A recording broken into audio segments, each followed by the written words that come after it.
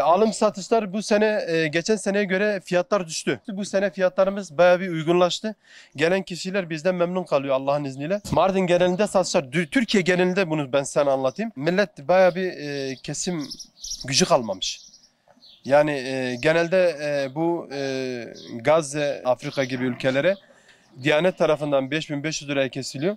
Genelde memur kısmı, yerli kısım olsun herkes oraya yolluyor. Bu sene burada kesim durmuş. Türkiye genelini söylüyorum ben size. Geçen sene bu vakitlerde 60-70 tane satıyorduk ama şu an 12-15'e düşmüş. 80 kilo canlı atan bir koç geçen sene 20'lerde 22'lerdeyken şu an 16, 15, 17 civarında alınıyor. 80 kilo canlı atan bir koç. Bizde mal ucuz. Biz malı ucuz veriyoruz. Tüketici yesin diye, kurbanını kesin diye. Giderleri oluyor. Şu an yem uçmuş, arpa uçmuş, saman uçmuş. Yağmur yağışı az olduğundan dolayı fiyatlar bir düşmüş, yani besleme gücü yok. Kimse de arpa alıp saman alıp veremiyor. Ertan abi, sana bu koçu 20 bine bırakırım hadi. 20 bin çok dedim. Abi bak koç 30 kiloluk yakına et atıyor bu. Taze eti lokum gibi. Sen ne diyorsun abi? Sen de bir şey söyle. Sana 15 bin. Abi 15 bin dipten öldürdün ya, o kadar da olmaz. 15 bin. 20 bin. Abi 18 olsun, son olsun hadi.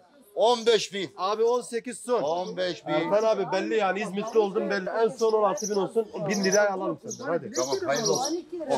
Verdim gitti abim, Allah kabul etsin. Koyun almaya geldik. Abiyle pazarlık ediyoruz. Allah razı olsun, bize 15 bin lirayı verdi. Koyunları çok güzel. 5 tane koyun aldık. Her sene geliyoruz. Allah kurban oldum, Cenab-ı Allah nasip ederse seneye de geleceğim. İstanbul'daki şimdiki koyunu alsanız oradan 17 bin lira.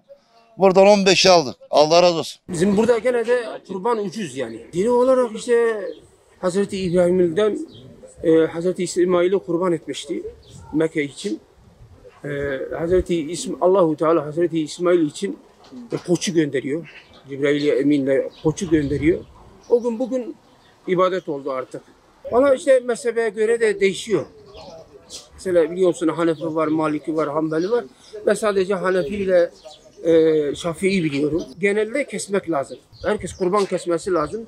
Tabii bütçesine göre, hani parası olmayan kesmez. Gazi hakkında Allah yardımcıları olsun. Müslümanlar uykuda. Bir sürü Müslüman ülkesi var.